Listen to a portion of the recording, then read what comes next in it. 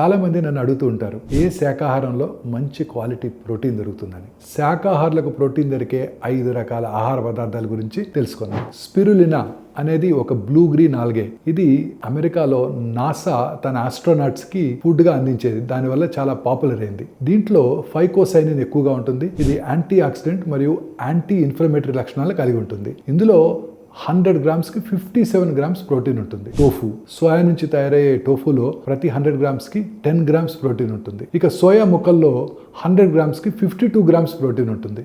బాదం, వేరుశెనగ, చియా విత్తనాలు, అవిసె గింజల్లో కూడా మంచి క్వాలిటీ ప్రోటీన్స్ ఉంటాయి. వేరుశెనగలో ప్రతి 100 గ్రామ్స్కి 25 గ్రామ్స్ మరియు చియా విత్తనాలలో 100 గ్రామ్స్కి 17 గ్రామ్స్ ప్రోటీన్ ఉంటుంది.